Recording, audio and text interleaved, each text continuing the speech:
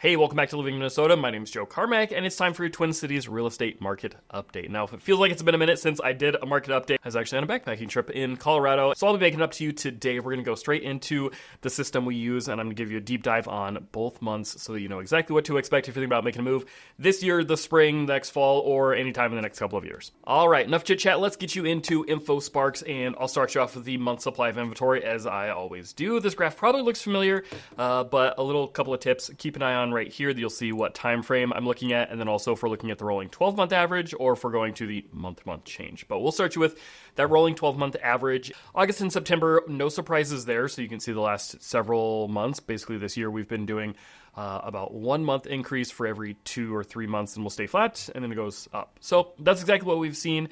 We're at 2.3 months supply of inventory. Now, if you don't have an idea what you're talking about, what I'm talking about, let me just zoom this out all the way to the max, and then you can see kind of the big long-range picture here. Here, let me get rid of this for you. There we go.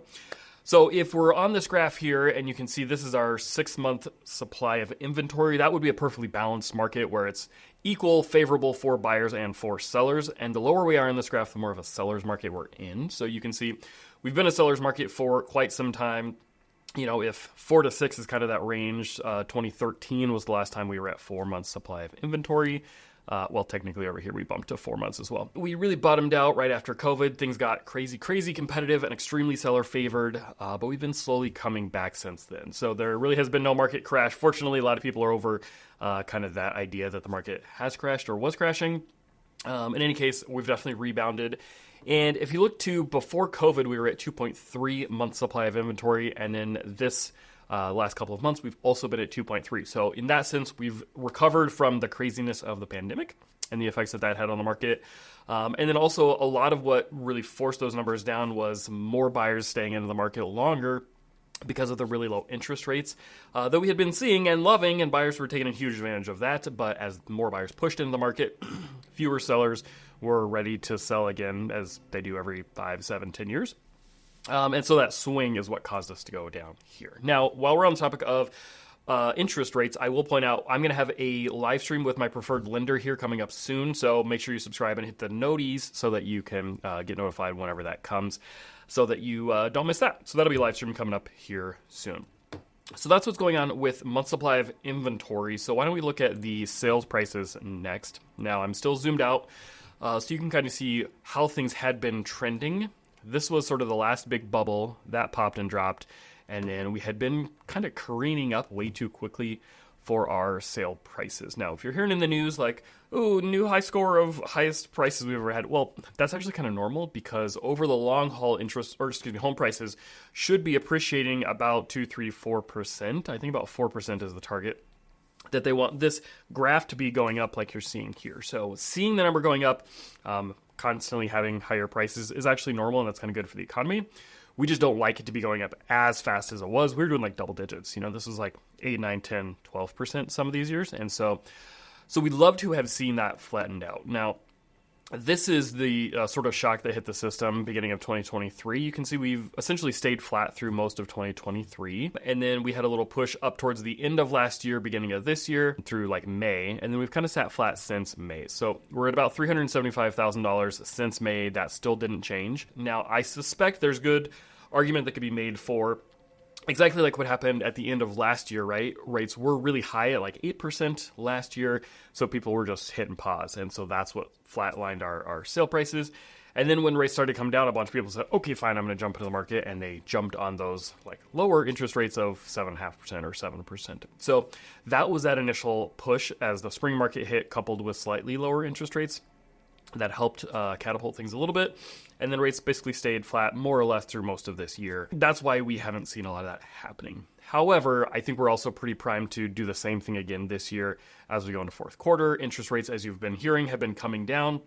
And, oh, by the way, that topic of the live stream we're doing is going to be all about when should I refinance? Because everybody's asking, with these rates coming down, when should we refinance? When does it make sense? And when doesn't it? So in any case, once those rates come down, that will spur more buyers to get into the market. And so I suspect we're going to see this start to jump back up again anytime. You know, November, December, January wouldn't surprise me if we do see our sale prices keep going up. But overall, no major changes besides that we're still flat on there. Let me zoom in a little bit, and then I'm going to switch you to the monthly graph. Now, this one shows seasonality, and this is the time of year where a lot of people are calling me. They found me on YouTube or wherever, referred from somebody, and they're saying, when's the best time to buy? And this kind of can illustrate that a little bit. The values of these, you can see December and then June, and then January, February, and June. So the valleys on here is always the colder winter months. That's when home prices are going to be the lowest, and then they spike up during the summer months, and then they come back down, ups and downs. So no real changes that we've seen this year. They did drop fairly significantly between August and September, but less than 10,000. I'm not terribly concerned about that. As you can see, we have kind of a spiky top to our plateau there, to our peaks. So I don't think that's too concerning by any means. And we, like I've said, will expect this number to keep coming down for the next couple of months. So short version is winter is definitely more favorable towards buyers. Summer is more favorable towards sellers when we're just going off of sale prices. However, days on market is what you're looking at here. This is the other variable that is really more how competitive is it, how quickly your home is selling. If a home hits the market, do I have to get out there and see it immediately? That used to be the case very much. However, we are starting to see that change. I'm a little bit surprised we're not seeing this change more often. And the fact that August and September's numbers both sat flat at 21 days was a little bit surprising. I mean, I definitely expected we would see this to start coming up. That's what this trend is right here. As you can see, as we go towards the colder months, of course, homes are just selling slightly slower, thus making things more buyer favored and bringing those prices down. So the fact that we didn't is pretty darn surprising. This could be sort of a leading indicator of those interest rates that are coming down. And so as rates have come down, buyers have kept going in the market. They've new buyers have jumped into the market probably. And then the ones that have been became more motivated simply because they could get a better interest rate on the same house. So alas, here we are, 21 days on market. I would have expected that to be considerably higher. We're certainly still going to see that number slowing down or going up on this graph here as we go into the winter months. But this is certainly, I would say, one leading indicator that this winter won't be nearly as buyer favored as it traditionally is. But of course, you're getting better interest rates, so it's kind of worth the payoff. Just maybe if you're a buyer, know that you're probably going to have to act a little bit more quickly. You don't really have a lot of time to stop and think about things and sleep on it for a night or two. It's probably still going to sell, is what the data would show us. A couple other things that I'm going to show you, which I don't normally do, but for the sake of this month, I thought it'd be fun to hit a few things. Let's look at the percent of original list price, and I'm going to switch this one to the average because I think it's a little bit more accurate. And why don't we zoom out here just a little bit? So this is, I'm going to give you actually, let's look at the rolling 12-month average. So what we're looking at here is the percent of the original list price. So if a home is listed for $500,000, is it going to sell for $510,000 or is it going to sell for $480,000, right? What percent of the original price did it close at? So if you can see right here, this line here would be 100%. This is that craziness during and after the pandemic.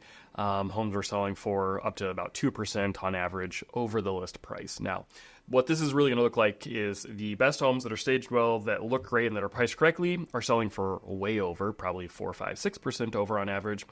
And then the ones that are overpriced or underprepared, understaged, are selling for less. And so the biggest indicator of what, if you're looking at a home with me and you're like, all right, what do I offer on this house?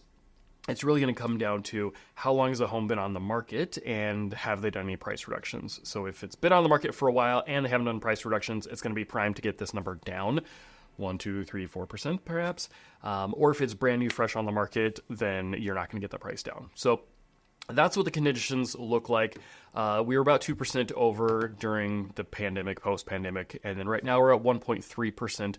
Under is the average. So I would say that's a pretty accurate number. Sometimes the data doesn't really support what I'm seeing in the field necessarily, or it can be a little bit skewed. For example, with new construction homes, they only ever put them in as a com sold for maybe half the inventory. And so when it's getting listed at the sale price, then that skews things to being at 100%, obviously, versus if it was actually put on the market, it would be different if they had done price reductions. So in any case, I think this is pretty accurate.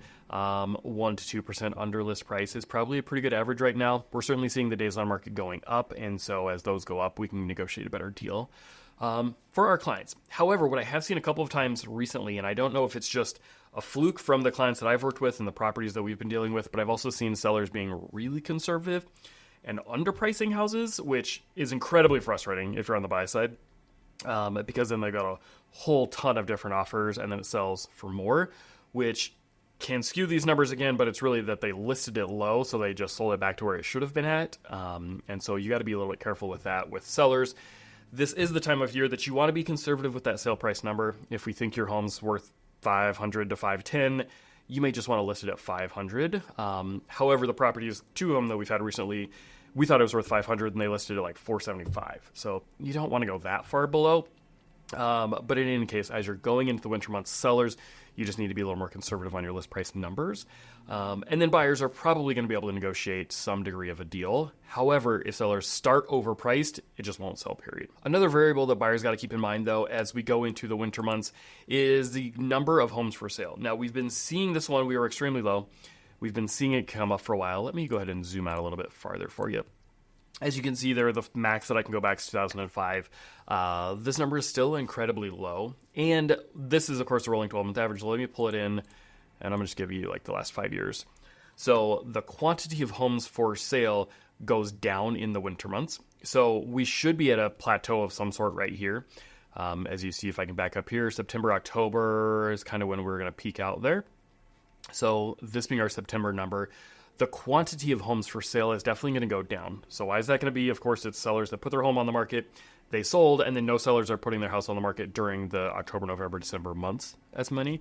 And so for buyers, you're excited to get a better sale price. You're excited to not have to go as quickly. Days on market is going up. However, the quantity of homes for you to choose from is going to go down from now to the end of the year. So if you find a home that you like, you may have to compromise a little bit or be more willing to give up certain things in order to get a home, simply because the number of homes that are going to be available is just going to keep going down. So I don't tell people to time the market. If you find a home you love, then make an offer on it. If you don't. But just be aware that's going to go down. This is, of course, going to be directly correlated to the number of new listings, which we did see stay relatively high. It actually went up for September, and we're actually looking pretty good. So this is curious if sellers are seeing that interest rates go down, they have to buy, so then they're going ahead and listing their home now instead of waiting towards the spring. That would kind of fit that general idea.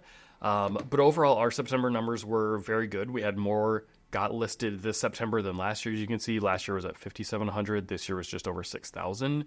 The year before, pretty much the same, also just above 6,000. So we like to see those. 2021, 2020 are kind of a weird years. I don't think you can really take those and to compare them with, because the pandemic really just screwed up things. But we are back to some really good, healthy numbers, I think, for September. So hopefully there will be a little bit more inventory on the market for buyers to choose from, and hopefully things will continue progressing through the winter. The number one thing you're going to want to keep your eyes on, besides interest rate, is also the weather. I hate to say it, but if we're seeing major snow, really cold temperatures in the forecast, buyers will not be out, so therefore sellers may want to not sell. Because you don't want to have all those days on market to getting a lower sale price if you're listing right before the holidays. So there you go. That's what's going on around the Twin Cities. My name is Joe Carmack. I help a ton of people from YouTube. It's probably 2/3 of my business this year, so I would love to hear from you. You can find all my information in the description down below, and we'll talk soon.